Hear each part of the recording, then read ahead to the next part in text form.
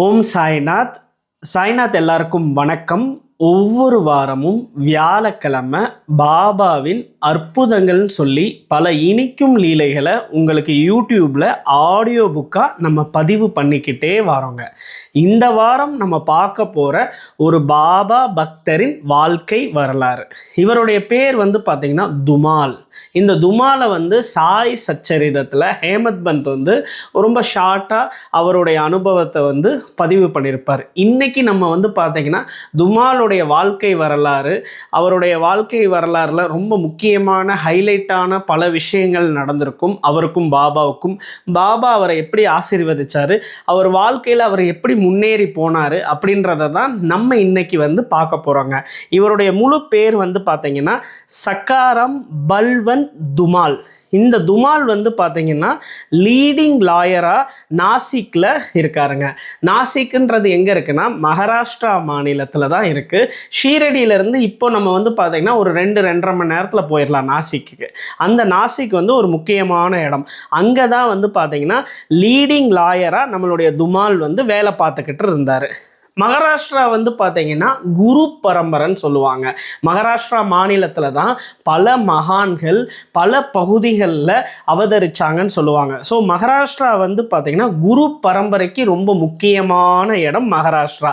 அந்த மகாராஷ்டிராவில் கஜனன் மகாராஜ்ன்றவர் இருக்காருங்க.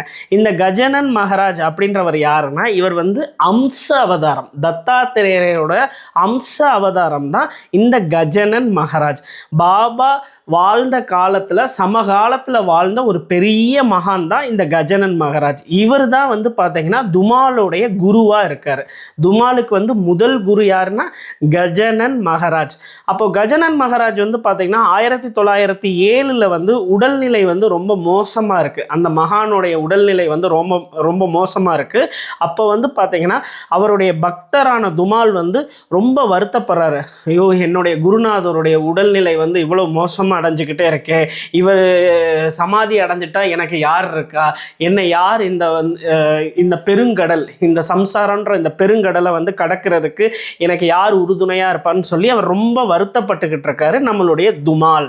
அப்போது கஜனன் மகாராஜ் என்ன செய்கிறாருன்னா, நம்மளுடைய துமாலை என்ன பண்ணுறாருன்னா, நீ வருத்தப்படாத, என்னுடைய பிரதர் என்னுடைய உடன்பிறப்பு ஷீரடியில் இருக்காரு, அவர் தான் இனிமேல் உனக்கு குரு, அவர்கிட்ட போ அப்படின்னு சொல்லி கஜனன் மகாராஜ் பார்த்தீங்கன்னா துமால் கிட்ட சொல்கிறாரு. அப்போது துமால் பார்த்தீங்கன்னா ரொம்ப ஆச்சரியப்படுறாரு. ஏன்னா கஜனன் மகாராஜ் ஷீரடி வந்ததே கிடையாது. அப்படி இருக்கும்போது ஷீரடியில் என்னுடைய பிரதர் இருக்காரு, அவர் தான் உன்னோட குருன்னு சொல்கிறப்ப அவர் ரொம்ப ஆச்சரியப்பட்டு அடுத்த நாளே நாசிக்கில் இருந்து ஷீரடிக்கு வராருங்க. ஷீரடிக்கு வந்தோடனேவும் பாபாவை துவாரகமாயில் முதல்ல பார்க்குறாரு. பார்த்தோடனேவும் அந்த தெய்வத்தன்மை, பாபாவின் அந்த தெய்வத்தன்மை, அவருடைய கருணை உள்ளம், அவரை பார்த்தோடனே அப்படியே மெய் மறந்து தன்னுடைய வாழ்க்கையில் எல்லாத்தையும் மறந்து ஒரு லேசாயிருச்சு. அவருடைய மனசு ரொம்ப லேசாகி அப்படியே ஷீரடியிலேயே அன்னைக்கு ஒரு நாள் தங்கிடுறாரு. தங்கிட்டு அடுத்த நாள் காலையில் நம்மளுடைய துமால் என்ன பண்ணுறாருன்னா, ஷீரடியை விட்டு கிளம்பலாம், நம்ம பாபா கிட்ட நன்றி சொல்லிட்டு கிளம்பலான்ட்டு துவாரகமாய்க்குள்ளே போகிறப்போ பாபா துமாலை பார்த்து சொல்கிறாரு, துமால், நேற்று நைட்டு பூரா நான் தூங்கவே இல்லை, நான் ஒன்றை தான் நினச்சிக்கிட்டே இருந்தேன் அப்படின்னு சொல்கிறாரு. அப்போ துமாலுக்கு ஒரே சந்தோஷம், துமாலுக்கு ஒரே ஆச்சரியம். ஏன்னா துமால் பார்த்தீங்கன்னா சந்தோஷம் என்னன்னா, துமாலவே அவர் நினச்சிக்கிட்டு இருந்தேன் அப்படின்னு சொன்னது சந்தோஷம்.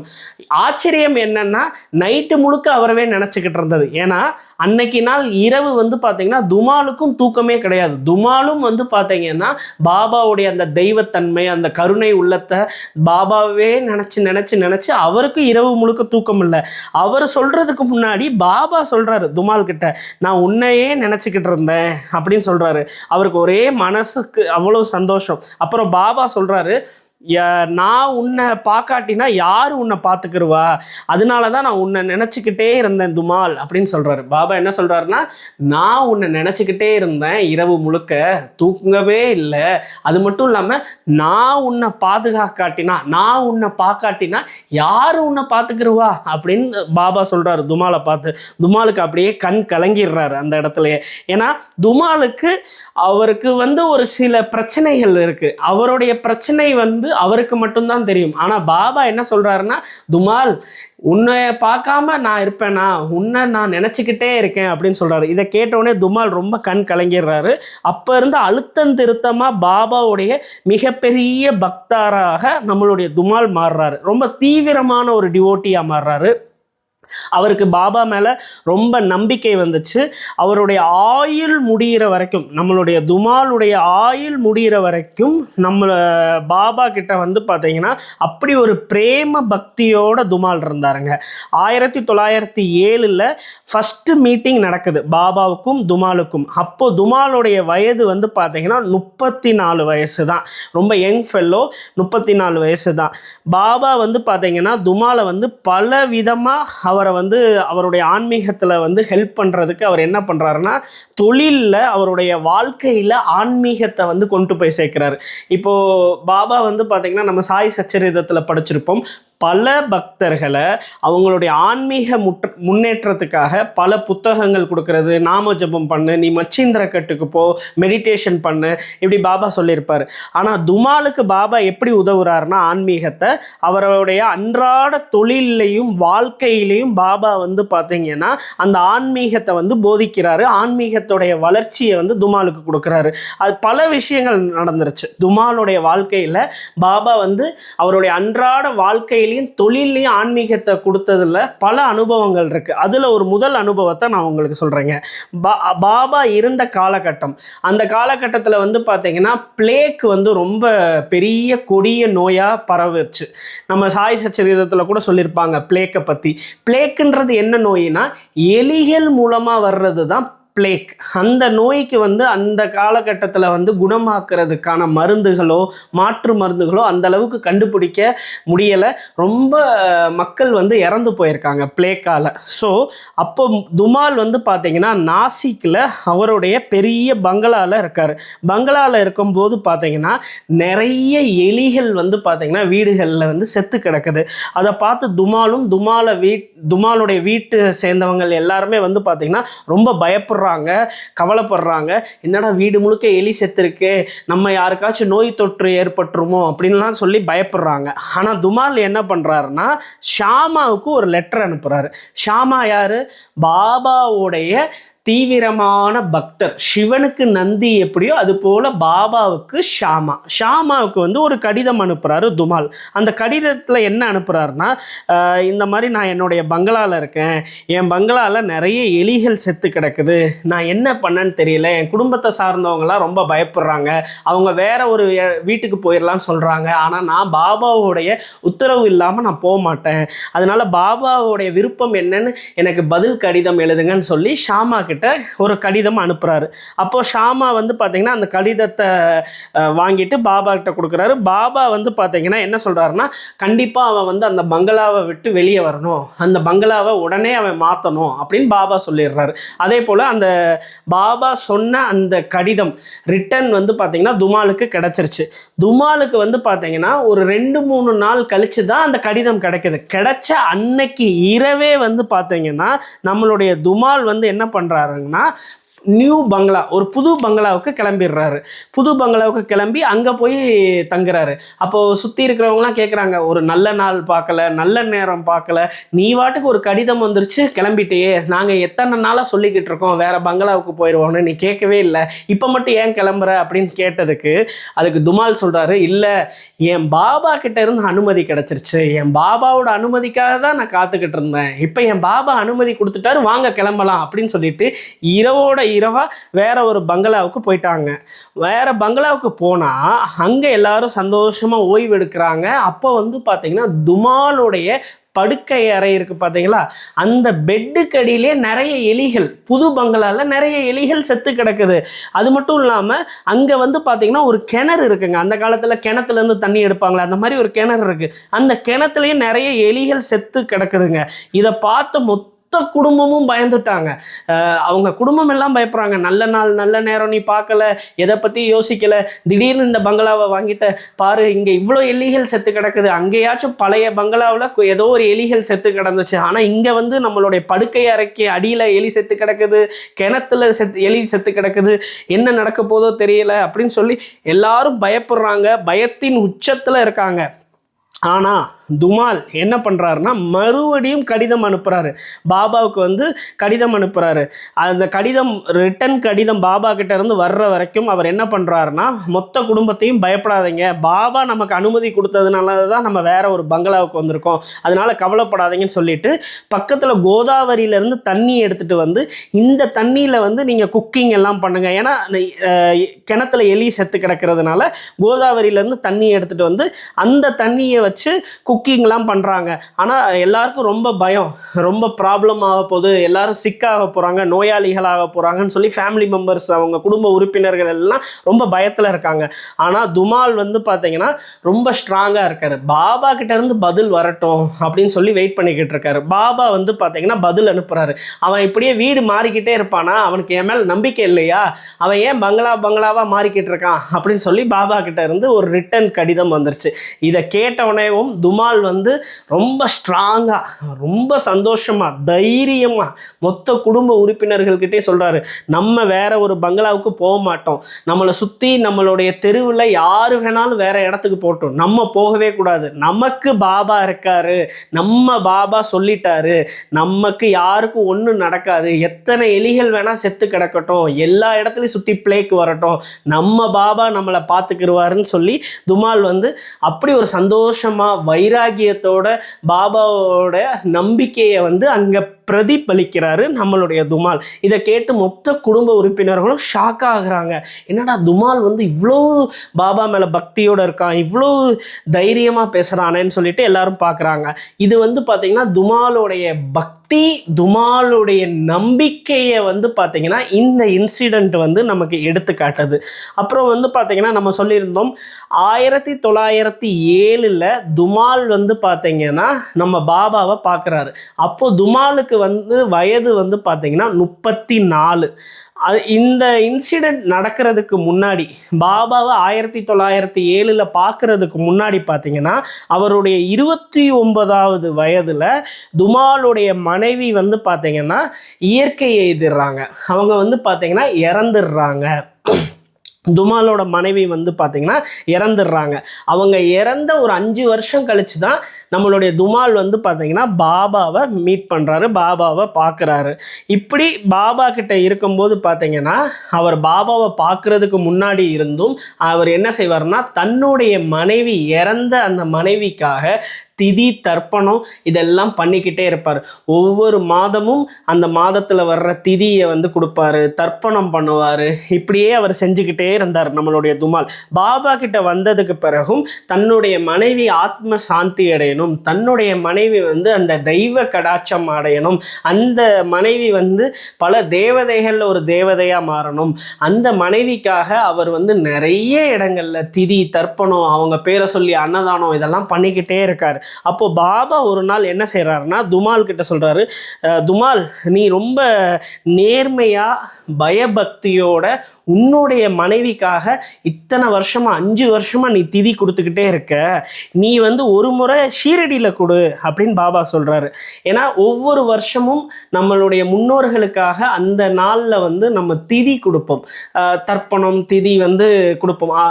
இதுக்கு வந்து பார்த்திங்கன்னா தை அமாவாசை, ஆடி அமாவாசை, மாகாள அமாவாசைலாம் ரொம்ப விசேஷம்னு சொல்லுவாங்க. இந்த மாதிரி இவர் வந்து எல்லா திதி நாள்லையும் கொடுக்குறாரு. ப்ளஸ் முக்கியமான வருஷாந்த திதி, வருஷத்தில் ஒரு முறை வரும் பார்த்தீங்களா, அந்த திதியையும் ரொம்ப சிறப்பாக பண்ணுறாரு.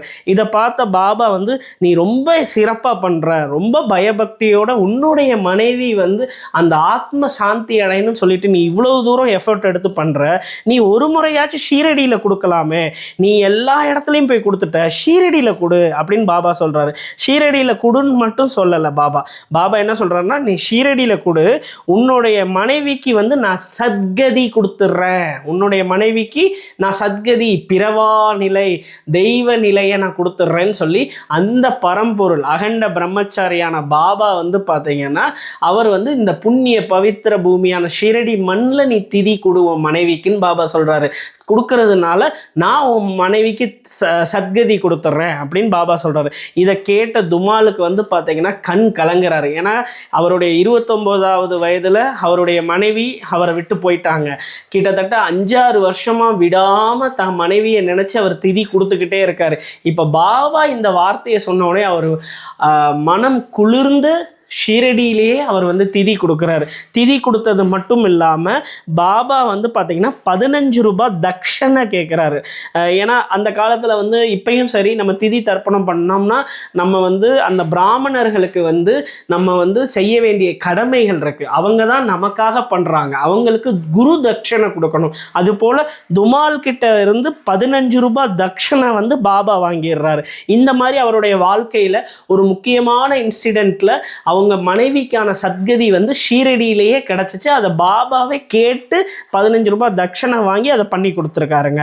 இப்படி பாபா வந்து பார்த்தீங்கன்னா அவருடைய அன்றாட வாழ்க்கையிலையும் தொழிலையும், நான் சொன்னேன் அன்றாட வாழ்க்கையிலையும் தொழிலையும் பாபா நிறைய ஆன்மீக முன்னேற்றத்தை கொடுத்தாருன்னு. இதில் வந்து பார்த்தீங்கன்னா அவருடைய வாழ்க்கையில் வீடு மாறினப்பையும் சரி தன்னுடைய மனைவிக்கும் சரி அவர் வந்து ஆன்மீகத்தையும் ப்ளஸ் அவருடைய வருங்காலத்துக்கும் அவர் பாபா பண்ணார். இப்போ அவருடைய தொழிலில் எப்படி ஆன்மீகத்தை கொடுத்தாருன்னு நம்ம பார்க்கலாம். அவருடைய தொழில் வந்து பார்த்தீங்கன்னா நம்ம என்ன சொன்னோம், இவர் வந்து லாயராக இருந்தாருன்னு சொன்னோம். இவர் வந்து ரொம்ப ஒரு லீடிங் லாயர் நாசிக்கில். அப்போது முதல்ல நம்மளுடைய துமால் வந்து பார்த்தீங்கன்னா லாயராக அவர் வந்து வேலை பார்க்க போகிறார். அந்த ஃபஸ்ட்டு கேஸ் வந்து என்னென்னா 3 அண்ணன் தம்பி.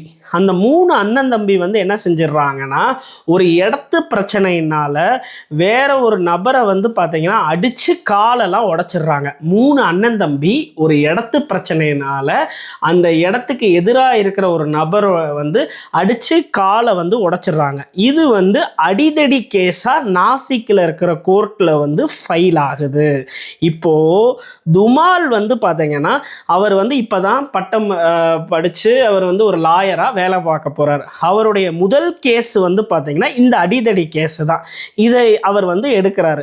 அப்போது அவருடைய சீனியர் இருக்கிற ஜட்ஜு ஒருத்தர் என்ன சொல்கிறாருன்னா, துமால் இந்த கேஸ் வந்து ரொம்ப சிறப்பாக தெளிவாக தெரியுது, இது வந்து ஒரு அடிதடி கேஸு, இது நல்லா வெளிப்படையாகவே நமக்கு தெரியுது. அது மட்டும் இல்லாமல் அந்த அடி வாங்கினவர் கால் உடஞ்சி 20 நாள் வந்து ஹாஸ்பிட்டலில் இருந்திருக்காரு. ஹாஸ்பிட்டல் டாக்டரும் வந்து பார்த்தீங்கன்னா சர்டிஃபிகேட் கொடுத்துருக்காரு. அப்படி இருக்கும்போது நீ இந்த கேஸை எடுக்காத, நீ வளர்ந்து வர வேண்டிய பையன், அப்படி இருக்கும்போது உன்னோட ஃபஸ்ட்டு கேஸ் இப்படி இருக்கக்கூடாதுன்னு அவர் சொல்கிறாரு. ஆனால் துமால் என்ன சொல்கிறாருன்னா, இல்லை ஜட்ஜ் ஐயா, என்னுடைய பாபா என் வாழ்க்கைக்கு என்ன வேணுமோ அதை அவர் கொடுக்குறாரு, நான் என்ன அவர்கிட்ட ஒப்படைச்சிட்டேன், இந்த கேஸ் என்கிட்ட வந்ததுக்கு காரணமும் பாபா தான், அவரை தவிர வேறு யாராலையும் என் வாழ்க்கையில் யார் வரணும் போகணும், எனக்கு எந்த கேஸ் வரணும் போகணும் எல்லாமே அவருடைய முடிவு. அப்படி இருக்கும்போது இந்த கேஸை நான் எடுத்து நடத்துவேன், ஏன் பாபா சொல்லிட்டாங்க அப்படின்னு சொல்லி தன்னுடைய சீனியர் ஒரு ஜட்ஜியோடைய பேச்சை மீறி அவர் வந்து பார்த்தீங்கன்னா அவருடைய முதல் கேஸை வந்து எடுத்து நடத்துகிறாருங்க. அந்த எடுத்து நடத்தும் போது தான் நம்மளுடைய துமால் வந்து நேர்மையான ஒரு வழக்கறிஞர். அந்த நேர்மையான வழக்கறிஞர் இந்த கேஸை வந்து ஆராயும் போது தான் தெரியுது, இவங்க கொடுத்த சர்டிஃபிகேட், அந்த டாக்டர் சர்டிஃபிகேட் கொடுத்துருக்காங்களா, 20 நாளாக நான் ஹாஸ்பிட்டலில் இருந்தேன், என் கால் உடஞ்சிருச்சுன்னு அந்த சர்டிஃபிகேட் கொடுத்தாங்களா, அந்த அண்ணன் தம்பிக்கு எதிராக ஒரு சர்டிஃபிகேட், அந்த டாக்டர் வந்து ஒரு போலியான டாக்டர், இது வந்து ஒரு பொய்யான கேஸுன்றதை வந்து துமால் கண்டுபிடிச்சு அவருடைய முதல் கேஸில் வெற்றி அடைகிறார்.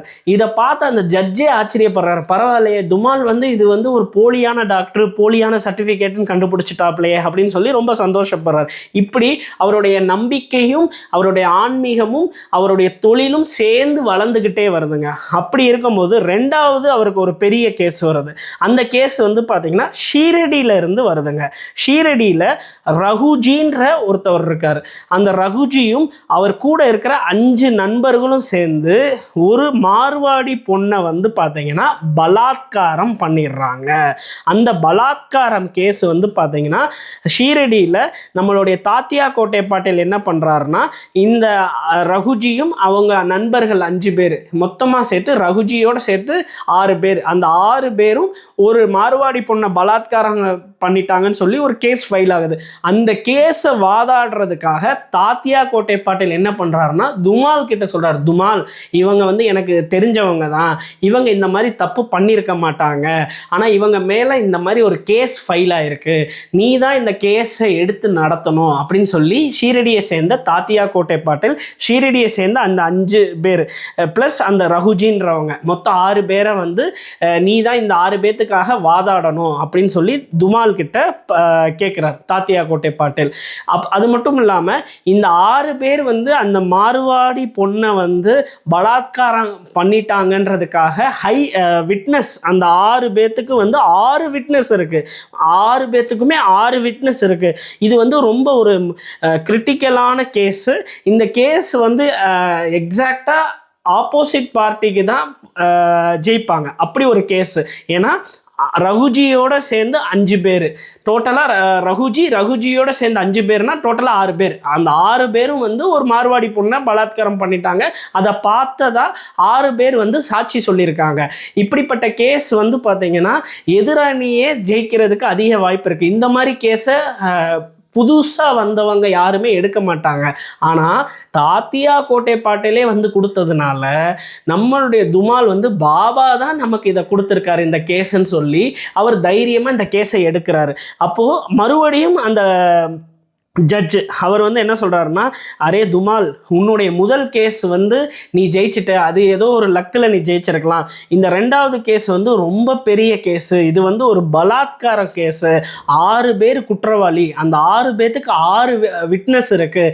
அப்படி இருக்கும்போது இந்த மாதிரி கேஸை எடுக்காத, சீனியர் லாயர் நாங்களே பயப்படுவாங்க, சீனியர் லாயரேவும். அப்படி இருக்கும்போது நான் உன்னுடைய ஒரு வழிகாட்டியாக நான் சொல்கிறேன், இதை எடுக்காதன்னு சொல்கிறாரு. ஆனாலும் அவர் என்ன பண்ணுறாருன்னா, நம்மளுடைய துமால் இல்லை என்னுடைய புனிதமான ஷீரடியிலிருந்து என்னுடைய தாத்தியா கோட்டை பாட்டீல் வந்து இந்த கேஸை கொடுத்துருக்காரு, அப்படி இருக்கும்போது இது பாபாவே எனக்கு கொடுத்த மாதிரி, நான் இந்த கேஸை எடுத்து நடத்துவேன்னு சொல்லி கேஸை எடுத்து நடத்துகிறாரு. கேஸை எடுத்து நடத்தும் போது பார்த்தீங்கன்னா கேஸ் நடந்துக்கிட்டு இருக்கு. அப்போ ஜட்ஜு வந்து கேட்குறாரு, ஜட்ஜு வந்து என்ன கேட்குறாருன்னா, கேஸு சம்மந்தமாக கேட்கல, அந்த மார்வாடி பொண்ணு, அந்த பலாத்காரம், அந்த 6 பேர் விட்னஸ்ஸு, அந்த 6 பேர் குற்றவாளி, அதை பற்றி கேட்காம ஜட்ஜு என்ன கேட்குறாருன்னா, பாபா வந்து ஹிந்துவா இல்லை முஸ்லிமா அப்படின்னு கேட்குறாரு துமால் கிட்ட. அதுக்கு துமால் வந்து என்ன சொல்கிறாருன்னா, பாபா வந்து எல்லா மதத்துக்கும் அப்பாற்பட்டவர், எல்லா இனத்துக்கும் அப்பாற்பட்டவர் அப்படின்றாரு. அதுக்கடுத்து நம்மளுடைய ஜட்ஜு வந்து என்ன கேள்வி கேட்குறாருன்னா, பாபா என்ன கொள்கையை போதிக்கிறாரு, பாபா வந்து என்ன கொள்கையை தன்னுடைய பக்தைகளுக்கு சொல்கிறாரு அப்படின்னு கேட்குறாரு. நம்மளுடைய துமால் ரொம்ப ஆச்சரியப்படுறாரு, என்னடா இவர் வந்து கோர்ட்டில் கேஸை விசாரிக்காமல் பாபாவே விசாரிக்கிறாரு அப்படின்னு சொல்லிட்டு. அப்போ அவரோட மனசில் ஏதோ படுது, பாபா தான் ஏதோ பண்ணிக்கிட்டு இருக்காரு, நம்ம பேசுவோம்னு சொல்லிட்டு பாபா வந்து அவர் என்ன கொள்கையை போதிக்கிறாருன்னா, நீங்கள் ஷீரடி வாங்க உங்களுக்கு தெரியும் அப்படின்னு சொல்லி துமால் சொல்கிறாரு. அதுக்கு ஜட்ஜி கேட்குறாரு, ஓ நான் ஷீரடி வரலாமா, ஷீரடி வந்தால் என்னால் கண்டுபிடிக்க முடியுமா, எனக்கு தெரியுமா பாபா என்ன போதனையை போதிக்கிறாரு, என்ன கொள்கையை போதிக்கிறாருன்னு எனக்கு தெரிய வருமா அப்படின்னு கேட்குறாரு. அதுக்கு வந்து துமால் சொல்கிறார், ஆமாம் யார் வேணாலும் புனிதமான ஷீரடிக்கு வரலாம், எந்த ஒரு ஏற்றத்தாழ்வும் ஷீரடியில் இல்லை, பாபா எல்லாருக்கும் எல்லா விதமான போதனையும் போதிக்கிறாரு, நீங்கள் வந்து பாருங்கள், அவருடைய கொள்கையை பாருங்கள் அப்படின்னு சொல்கிறாரு. அதுக்கடுத்து வந்து பார்த்தீங்கன்னா இப்படியே பாபாவை பற்றியே அந்த ஜட்ஜு கேட்டிருக்கிட்டு இருக்காரு. அதுக்கடுத்து கொஞ்சம் நேரம் கழிச்சு ஜட்ஜு வந்து கேட்குறாரு நம்மளுடைய துமால் கிட்ட, என்ன கேஸ்ன்னு கேட்குறாரு. அவருக்கு முன்னாடி கேஸ் ஃபைல் இருக்குது, எந்த பேப்பரையும் படிக்காமல் துமால் கிட்டே கேட்குறாரு, என்ன கேஸ்ன்னு கேட்குறாரு. அவருக்கு நடந்த விஷயத்தை எல்லாத்தையும் சொல்கிறாரு. சொன்னது மட்டும் இல்லாமல் துமால் வந்து என்ன சொல்கிறாருன்னா, என்னுடைய கட்சிக்காரர்கள் 6 பேரும், ரகுஜியும் அவங்க கூட சேர்ந்த 5 பேரும் வந்து பார்த்தீங்கன்னா குற்றமற்றவர்கள் அப்படின்னு சொல்கிறாரு. சொன்ன உடனேவும் அதுக்கு ஜட்ஜு வந்து ஓகே, நான் இப்போ என்ன தீர்ப்பு கொடுக்கணும்னு கேட்குறாரு ஜட்ஜு. எல்லாரும் ஆச்சரியப்படுறாங்க, அந்த கோர்ட்டில் இருக்கவங்க எல்லாரும் ஆச்சரியப்படுறாங்க. அப்போ துமால் வந்து சொல்கிறாரு, இவங்களை வந்து நீங்கள் விடுதலை செய்யணும் அப்படின்னோடனே சரி விடுதலை செஞ்சிடறேன் அப்படின்னு சொல்லி ஜட்ஜு விடுதலை செஞ்சிடறாரு. இதை பார்த்து எல்லாரும் ஆச்சரியப்படுறாங்க. ஏன்னா இந்த மாதிரி ஒரு கேஸ் வந்து ஒரு பெரிய கேஸு, ஒரு பலாத்கார கேஸு, அப்படி இருக்கும்போது எவ்வளோ சீக்கிரமாக விடுதலை பண்ணாங்கன்றது ஆச்சரியமாக இருக்குது. ஏன்னா அந்த பெண்மணி வந்து எப்படி இது நடந்துச்சு என்னன்னு யோசிக்கும் போது தெரியுது, இவங்க வந்து அந்த காலத்தில் வந்து பார்த்தீங்கன்னா நிறைய ஜாதி வேறுபாடுகள் இருக்கும் பார்த்தீங்களா, நான் பெரிய ஜாதி நீ சின்ன ஜாதின்னு, அந்த மாதிரி இது வந்து பொய்யான கேஸுன்றதை வந்து துமால் வந்து கண்டுபிடிச்சிட்டார். அந்த மாதிரி ஒரு பலாத்காரமே நடக்கவே இல்லை. தாழ்த்தப்பட்ட ஒரு ஜாதியை வந்து பார்த்தீங்கன்னா அவங்க இந்த மாதிரி ஒரு கேஸை கொடுத்து அவங்க பண்ணுறாங்க அப்படின்றத துமால் கண்டுபிடிச்சிடுறாரு. ஆனால் அவருக்கான சாட்சிகள் இல்லை. அந்த 6 சாட்சி விட்னஸும் வந்து பார்த்தீங்கன்னா பொய்யான விட்னஸ்ன்னு துமாலுக்கு தெரியுது. ஆனால் அவர் வந்து இது பொய்யான கேஸ்ன்னு கண்டுபிடிச்சிடுறாரு. இருந்தாலும் ஜட்ஜு வந்து பார்த்தீங்கன்னா ஜட்ஜுக்கு முன்னாடி ஆதாரம் வேணும். ஆனால் ஜட்ஜு வந்து பார்த்தீங்கன்னா பாபாவை பற்றி மட்டும் கேட்டு விடுதலையும் கொடுத்துட்றாரு. துமாலோடைய பேச்சை கேட்டு விடுதலையும் கொடுத்துட்றாரு. அப்போது நம்மளுடைய துமாலுக்கு ரொம்ப பேரானந்தமாக இருக்குது. அவருடைய புகழ் வந்து பார்த்தீங்கன்னா துமாலுடைய புகழ் நாசிக் முழுக்க பரவுது. ஒரு சின்ன பையன் அவ்வளோ பெரிய கேஸை எடுத்து வாதாடி ஜெயிச்சிட்டான் அப்படின்னு சொல்லி அவருடைய புகழ் பரவுது. அப்போது துமால் வந்து பார்த்தீங்கன்னா தாத்தியா கிட்ட கேட்குறாரு, இவங்க யாரு, ரகுஜின்றவர் யாரு, அவங்க கூட இருக்கிற அந்த 5 பேர் யாரு, இந்த கேஸ் எப்படி ஷீரடியிலேருந்து இங்கே வந்துச்சு அப்படின்னு கேட்கும் போது தான் நம்மளுடைய தாத்தியா கோட்டை பாட்டில் என்ன சொல்கிறாருன்னா, துமால் இவங்க வந்து எனக்கு ஷீரடியில் தெரியும், இவங்க இந்த தப்பை பண்ணியிருக்க மாட்டாங்கன்றதும் எனக்கு தெரியும், இவங்க இந்த பிரச்சனையோடு என்கிட்ட வந்தாங்க, நான் நேராக துவாரகமாயில் போய் பாபா கிட்ட சொன்னேன், பாபா தான் என்னுடைய துமால் இருக்கும்போது நீ ஏன் பயப்படுற, நீ ஷீரடியிலேருந்து நாசிக்கு போ, ஏன் துமால் பார்த்துக்கிடுவான், இந்த கேஸை எடுத்து அவன் நடத்துவான், என் துமால் கிட்ட போய் சொல்லுன்னு சொன்னார் அப்படின்னு தாத்தியா கோட்டை பாட்டில் துமால் கிட்ட சொல்கிறாரு. இதை கேட்டவுடனே துமால் ஆனந்த கண்ணீர் வடிக்கிறார். ஏன்னா துமால் எப்பயுமே சொல்லுவார், எனக்கு நடக்கிற ஒவ்வொரு விஷயம், என் வாழ்க்கையில் வர்ற ஒவ்வொரு நபர்களும் பாபாவோட ஆசீர்வாதம் அனுமதியோடு தான் இது நடக்குது அப்படின்ற ஒரு மிகப்பெரிய நம்பிக்கையில் உள்ளவர் துமால். அப்போ இதை வந்து பார்த்தீங்கன்னா அவர் மனதார அவர் சந்தோஷப்படுறாரு. அதுக்கடுத்து வந்து பார்த்தீங்கன்னா பாபா அக்டோபர் 15, 1918 மகா சமாதி அடைஞ்சிட்டாருங்க. சமாதி அடைஞ்சதுக்கு பிறகு துமால் வந்து பார்த்தீங்கன்னா ஒரு மிகப்பெரிய பாப்புலர் நீதிபதியாகிறாரு. அவர் வந்து ஒரு நேர்மையான நீதிபதியாக இருக்கார். நாசிக் டிஸ்ட்ரிக்ட்லேயே வந்து பிரசிடெண்ட்டாகவே இருக்கார். அப்படி துமால் வந்து ரொம்ப ஒரு பிஸியானவராக ஆயிட்டார். பாபா சமாதிக்கு அப்புறம் அவருடைய உயரம் வந்து ரொம்ப பெருசாயிருச்சு. அவருடைய வாழ்வாதாரம் வந்து ரொம்ப பெரிய உயரத்துக்கு போயிருச்சு. அப்படி இருக்கும்போது ஒரு நாள் இரவு வந்து பார்த்தீங்கன்னா துமாலுடைய பியூன் வந்து 1000 பக்கம் வந்து பார்த்தீங்கன்னா ஒரு கேஸ் எடுத்துகிட்டு வராரு. ஒரு 1000 பக்கம் கொண்ட ஒரு விஷயங்கள், ஒரு கேஸ் ஃபைலெல்லாம் எடுத்துகிட்டு வராரு. அதுக்கு துமாலுடைய கையெழுத்து வந்து ரொம்ப முக்கியம். அந்த 1000 பண்டிலும் வந்து பார்த்தீங்கன்னா துமால் சரிபார்த்து அந்த 1000 பண்டிலையும் இருக்கிற ஒவ்வொரு பேப்பருக்கும் வந்து பார்த்தீங்கன்னா அவர் கையெழுத்து போடணும். துமாலுடைய கையெழுத்து ரொம்ப முக்கியம். ஆனால் அன்னைக்கு இரவு என்ன ஆயிருதுன்னா துமாலுடைய நண்பர் வந்துடுறாரு. துமாலுடைய நண்பர் வந்து பார்த்தீங்கன்னா வராரு. துமால் வந்து அவர் நண்பரை பார்த்தோன்னே ரொம்ப சந்தோஷம் அடைஞ்சு அவருடைய கேஸ் ஃபைலு அதுக்கு கையெழுத்து போடுறதெல்லாம் மறந்துட்டு அவருடைய நண்பர் கூடயே நைட்டு பூரா இரவு முழுக்க சந்தோஷமாக பேசிட்டு அப்படியே தூங்கிடுறாரு. அடுத்த நாள் காலையில் எந்திரிச்சோடனே பாபா என்னை காப்பாற்றுங்கன்னு சொல்லி தான் துமால் எந்திரிக்கிறாரு. பாபா நான் நீதி உள்ளவன் நேர்மை உள்ளவன் பேர் வாங்கியிருக்கேன். அப்படி இருக்கும்போது அன்னைக்கு இரவு வந்து நேற்று இரவு வந்து என்னோட நண்பன் வந்ததுனால நான் என்னுடைய வேலையை பற்றியே மறந்து நான் வந்து சந்தோஷமாக பேசி தூங்கிட்டேன் பாபா. இப்போது கேஸ் நடக்க போது, கோர்ட்டுக்கு போகணும், 1000 பக்கத்துக்கும் நான் கையெழுத்து போடணும், நான் என்ன பண்ண போகிறேனே தெரியல, என்னை காப்பாற்றுங்க பாபான்னு சொல்லிட்டு பியூனை கூப்பிட்றாரு. பியூன் வா, எல்லா பக்கத்தையும் அந்த பண்டில் கொண்டு வா, நான் இப்போ உடனே கையெழுத்து போட்டு கொடுத்துட்றேன் அப்படின்னு சொல்லி துமால் சொல்கிறாரு.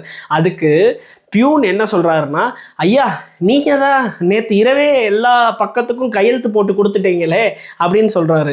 அதுக்கு துமால் வந்து என்னது, நான் இரவு வந்து கையெழுத்து போட்டு கொடுத்துட்டேனா, இல்லை நீ அந்த பண்டில் கொண்டு வா அப்படின்னு சொல்லி கேட்குறாரு. அதே போல் அந்த பியூன் வந்து அந்த பண்டில் கொடுக்குறாரு. அந்த பண்டில் பார்த்தா எல்லா பக்கத்துலேயும் சரியாக விசாரித்து கையெழுத்து துமால் துமால் துமால்னு சொல்லி கையெழுத்து இருக்குது. இதை பார்த்து கண் கலங்குறாரு. பாபாவுக்கு நன்றி சொல்கிறாரு. பாபா எனக்காக நீங்கள் என் கையெழுத்தை போட்டீங்களா பாபா அப்படின்னு சொல்லி சொல்லி கண் கலங்குறாரு. இப்படி துமாலுடைய வாழ்க்கையிலையும் தொழிலையும் பாபா வந்து பல விதமாக அவருடைய ஆன்மீகத்தையும் அவருடைய உயர்வையும் அவருடைய வாழ்வாதாரத்தையும் உயர்த்திக்கிட்டே போகிறாரு. அவருக்கு வந்து பார்த்தீங்கன்னா அவரோட வாழ்க்கையில் அவர் கல்யாணம் பண்ணவே இல்லை. அவருடைய மாமனார், துமாலுடைய மாமனார் வந்து பார்த்தீங்கன்னா ஒரு முறை ஷீரடி வந்து என்னுடைய மருமகன் இப்படியே இருக்காரு, அவர் திருமணமே பண்ண மாட்டேங்கிறாரு, என் பொண்ணு இறந்ததுக்கு பிறகு அவர் மறுமணம் பண்ணணும், அவர் வந்து பண்ணாமல் இருக்காரு, நீங்கள் சொன்னால் அவர் கேட்பாருன்னு சொல்லி பாபாட்ட கேட்டிருக்காரு. பாபா பயங்கரமாக கோவப்பட்டு கிளம்பு, நீ என்ன நினச்சிக்க, ஷீரடி விட்டு கிளம்புன்னு சொல்லி கோவப்பட்டு திட்டிடுறாரு. இது மாதிரி துமாலுடைய பெற்றோர்கள், நண்பர்கள், உறவினர்கள் எல்லாரும் வந்து துமாலுக்காக அவருடைய அவன் இப்படியே போயிடுவான், அவனுக்கு யாரும் இருக்க மாட்டாங்க கடைசி காலத்தில், அவன் ஒரு கல்யாணம் பண்ண வேணாமா இப்படின்னு சொல்கிறப்பெல்லாம் பாபா வந்து எல்லாரையுமே கோவிச்சு அனுப்பிடுவார். துமால் வரை அவருடைய வாழ்க்கையில் அவர் மறுமணம் பண்ணவே இல்லைங்க. இப்படியே அவருடைய வாழ்க்கை வந்து போய்கிட்டு இருக்கு. துமாலுடைய க்ளோஸ் ஃப்ரெண்டு தான் கோபால் ராவ், முகுந்த் ராவ், ஸ்ரீமான் பூட்டி. இவங்க 2 பேரும் நல்ல நண்பர்கள். எப்படி இவங்க நல்ல நண்பர்கள்னா, இவங்க 2 பேர்த்துக்குமே வந்து பார்த்தீங்கன்னா முதல் குரு ஷேகாவை சேர்ந்த கஜனன் மகாராஜ் தான் இவங்களுடைய முதல் குரு. அப்படி துமாலை வந்து பார்த்தீங்கன்னா துமால் மூலமாக தான் பாபா கிட்ட இன்ட்ரோடியூஸ் ஆகிறாரு ஸ்ரீமான் பூட்டி. அப்போ பூட்டிக்கு எப்பயுமே ஆசை, அந்த காலத்தில் லாயராக பயிற்சி பெறணும்னா லண்டனுக்கு போய் பயிற்சி எடுத்தால் ரொம்ப பெரிய ஆளுன்னு சொல்லுவாங்க, லண்டனில் பயிற்சி முடிச்சுட்டு வந்தா. அதுபோல் துமாலை வந்து லண்டனுக்கெல்லாம் அனுப்பணும்னு சொல்லி பூட்டிக்கு ரொம்ப ஆசை. ஆனால் பாபா வந்து என்ன சொல்லுவார்னா, அவனோட தலையெழுத்து இந்தியாவுக்குள்ளே இருக்கணும்னு தான், அவனை எப்படி வெளிநாட்டுக்கு அனுப்ப முடியும், நான் அவனுடைய தலையெழுத்து இந்தியா மட்டும்தான் அப்படின்னு சொல்லி பாபா நிறைய முறை அவரை வந்து வெளிநாட்டு போகிறதுக்கு அனுப்பவே மாட்டார். அவரை வந்து வெளிநாட்டுக்கு வாய்ப்பு இல்லை, அவனோட வாழ்க்கை முழுக்க, அவனோட வாழ்நாள் முழுக்க அவன் வந்து உள்நாட்டில் தான் அவன் இருப்பான் அப்படின்னு சொல்லி பாபா நிறைய முறை இதை வந்து சொல்லியிருக்காருங்க. இது மாதிரி பாபா வந்து பார்த்தீங்கன்னா அவருடைய வாழ்க்கையில் பல நேரங்களில் பல அற்புதங்களில் பல விஷயங்களை அவர் கூடயே இருந்து வழி நடத்திக்கிட்டே இருக்காரு நம்மளுடைய பாபா. நம்ம வந்து பார்த்தீங்கன்னா துமாலோடைய வாழ்க்கையில் கடைசியாக ஒரு அனுபவத்தை மட்டும் இன்றைக்கி நம்ம பார்க்கலாங்க. கடைசியாக ஒரு அனுபவம் வந்து என்னென்னா, ஸ்ரீ சாய் சச்சரிதத்தில் சாப்டர் 12 வந்து பார்த்திங்கன்னா நிப்பாட்டுக்கு வந்து பார்த்திங்கன்னா போகணும். துமால் போகிறதுக்கு முன்னாடி ஒரு வாரம் வந்து பார்த்திங்கன்னா துமால் வந்து ஷீரடியில் இருப்பார். அப்போ அங்கே வந்து ஜட்ஜு வந்து பார்த்திங்கன்னா ஸ்டொமக் பெயினால் அவர் வந்து கேஸை நடத்த மாட்டார். இந்த மாதிரி ஒரு சின்ன இன்சிடெண்ட் தான் வரும். சாப்டர் 12 துமாலை பற்றி இவ்வளோ சின்னதாக தான் சொல்லியிருப்பாங்க, நான் ரொம்ப ஷார்ட்டாக கொடுத்துருக்கேன். ஆக்சுவலாக என்ன நடக்கும்னா, அன்னைக்கு அந்த நாளில் வந்து துமால் வந்து பார்த்திங்கன்னா ஷீரடியில் இருப்பார். அவருக்கு வந்து பார்த்திங்கன்னா ராதாகிருஷ்ணமாய் வந்து அவங்க கூடயே இருந்தவங்களில் துமாலும் ஒருத்தவர். அப்படி இருக்கும்போது அவங்க மூலமாக ஞான உபதேசங்கள் நிறைய அவர் வந்து கேட்டிருக்கார் நம்மளுடைய ராதாகிருஷ்ணமாய் மூலமாக. அப்போது ஒரு முறை என்ன செய்கிறாருன்னா, துமால் வந்து ராதாகிருஷ்ணமாய் அம்மா வீட்டில் ஒரு பாபா படம் இருக்குது. அந்த படம் வந்து ரொம்ப ஒரு அருமையான படம். பாபாவுடைய முழு ரூபமும் இருக்கும். பாபா லைட்டாக சாஞ்சு நிற்பார். அந்த படத்தை வந்து நம்மளுடைய ராதாகிருஷ்ணமாய் அம்மா ஃப்ரேம் போட்டு வச்சுருப்பாங்க. அந்த படத்தோடைய வெளியே வந்து பார்த்திங்கன்னா அந்த கிளாஸில் வந்து சில்கில் வந்து ஆன காட்டனை வந்து பார்த்திங்கன்னா அப்படியே பாபாவுடைய கஃப்னி மாதிரி அப்படியே ஒட்டியிருப்பாங்க. சில்க் காட்டன் மாதிரி அதை வந்து பார்த்திங்கன்னா பாபாவுடைய படத்துக்கு வெளியே இருக்கிற அந்த கண்ணாடி கிளாஸில் அப்படியே ஒட்டியிருப்பாங்க. இந்த படத்தை பார்த்தோன்னே துமாலுக்கு ரொம்ப ஆசை, இந்த படம் அவர்கிட்ட இருக்கணும்னு. ஏன்னா அவர் பார்க்குறாரு நிறைய பக்தர்களுக்கு பாபா வந்து தொட்டு நிறைய பாதுகை, காயின்ஸு, கஃப்னி இப்படி நிறைய விஷயம் கொடுக்குறப்போ அவருக்கு ஒரே ஆசை, பாபா கையால் படம் வாங்கணும்னு ஆசைப்படுறாரு. அப்போ இந்த படத்தை வந்து ராதாகிருஷ்ணமாயிட்ட கேட்குறாரு. ராதாகிருஷ்ணமாய் அம்மாவும் இந்த படத்தை துமால் கிட்ட கொடுத்துட்றாங்க. துமாலும் இந்த படத்தை வாங்கிட்டு துவாரகமாயை கிராஸ் பண்ணுறாரு. அவருக்கு பயம் பாபாட்ட போய் கேட்குறதுக்கு, பாபா உங்கள் கையால் கொடுங்கன்னு சொல்லி.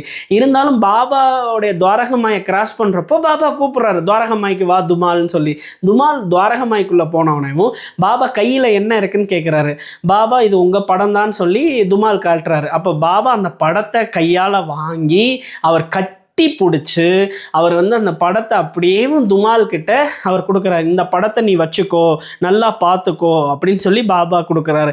இதை வாங்கினோடனே துமாலுக்கு அவ்வளோ சந்தோஷம். அவர் என்ன ஆசைப்பட்டாரோ அது அவருக்கு கிடச்சிருச்சு. அது மட்டும் இல்லாமல் அவருக்கு பாபா வந்து பார்த்திங்கன்னா வெவ்வேறு காலகட்டங்களில் வெவ்வேறு டைமில் வந்து பாபா வந்து காயின்ஸ் கொடுத்துருப்பார். மொத்தம் 69 காயின்ஸ் அவர் வீட்டில் இருக்குது. அந்த ஒவ்வொரு தடவையும் காயின் கொடுக்குறப்போ பாபா என்ன சொல்லுவார்னா, இதை வச்சுக்கோ, பத்திரமா வச்சுக்கோ, செலவு பண்ணிடாத அப்படின்னு பாபா கொடுப்பாரு. அதுபோல் அவர்கிட்ட 69 நாணயங்கள் இருக்குது. அந்த 69 நாணயங்களும் அந்த பாபா படமும் அவங்க வீட்டில் இருக்குங்க. இந்த விஷயத்தை வந்து சொல்லணும்னு ஆசைப்பட்டேன், நான் உங்களுக்கு சொன்னேன். இந்த படம், அந்த படம் நான் சொன்னேன்ல, ராதாகிருஷ்ணமாய் அம்மா வீட்டில் இருக்கிற படம், அந்த படத்தை வந்து யூடியூப்பில் நாங்கள் ஆட் பண்ணியிருக்கோம், நீங்கள் பார்க்கலாம். ஒரு சைடு துமால், இன்னொரு சைடு ஒரு படம் இருக்குது பார்த்தீங்களா, பாபா படம். இந்த படம் தான் நம்மளுடைய ராதாகிருஷ்ணமாய் அம்மா வீட்டில் இருந்து துமாலுக்கு கொடுத்த பாபா படம். இந்த படம், இந்த காயின்ஸ் எல்லாமே துமால் அவங்க வீட்டில் இருக்குது. அவங்க வீட்டுக்கு வந்து வினிமா போய் நிறைய விஷயங்கள் சேகரித்தாங்க. 1990களில் போய் நிறைய விஷயங்கள் சேகரித்தாங்க. நாங்கள் அவங்கள வந்து 2017 வந்து நாசிக் போய் அவங்க குடும்ப மெம்பர்ஸ் எல்லாம் பார்த்தோம். அப்போ அவங்க வந்து ஃபோட்டோஸ் வீடியோஸ்லாம் எடுக்க வேணான்னு சொன்னதுனால நாங்கள் எதுவுமே எடுக்க முடியலை. எங்களுக்கு அதெல்லாம் ஒரு ஆசீர்வதிக்கப்பட்டதாக இருக்குது. இன்றைக்கும் அது ஒரு மெமரைஸாக இருக்குது. அதெல்லாம் உங்ககிட்ட நான் பகிர்ந்துக்கிறேன். எல்லாருக்கும் ரொம்ப ரொம்ப நன்றி. இந்த அருமையான துமாலுடைய வாழ்க்கை வரலாறு வந்து பார்த்திங்கன்னா இன்னும் பல விஷயங்கள், பல அற்புதங்கள் இருக்குது. இது எல்லாமே வந்து பார்த்திங்கன்னா எங்களுக்கு பாபா ஆசீர்வாதத்தால் வினியம்மா மூலமாக எங்களுக்கு நாங்கள் இதெல்லாம் தெரிஞ்சுக்கிட்டு உங்கள்கிட்ட இதெல்லாமே ஷேர் பண்ணுறோம். எல்லாருக்கும் ரொம்ப ரொம்ப நன்றி. Thank you so much. மீண்டும் அடுத்த வாரம் இன்னொரு பாபா அற்புதத்தில் நம்ம சந்திக்கலாம். அப்புறம் உங்ககிட்ட சில இன்ஃபர்மேஷனும் நான் கொடுக்கணும். என்னுடைய த்ரோட் பெயினுங்க எனக்கு, அதனால தான் போன வாரம் வீடியோ போட முடியல. இந்த வாரம் கொஞ்சம் ஓகே, என்னால் போட முடிஞ்சிச்சு. அடுத்த வாரம் மேக்ஸிமம் நான் ட்ரை பண்ணுறேன். அப்படி இல்லாட்டினா பாத யாத்திரையாக சென்னையிலேருந்து ஷீரடிக்கு பக்தர்கள் நடந்து வராங்கன்னு நம்ம சொல்லியிருந்தோம் நிறைய இடத்துல. அவங்க கூட நாங்கள் கடைசி 10 நாள் ஜாயின் பண்ண போகிறோம். அந்த 10 நாள் நாங்கள் பாத யாத்திரை வீடியோஸ்லாம் உங்களுக்கு நான் ஷேர் பண்ணுறேன். எல்லாருக்கும் ரொம்ப ரொம்ப நன்றி. Thank you so much. Jai Sainath. Gurudeva தத்த.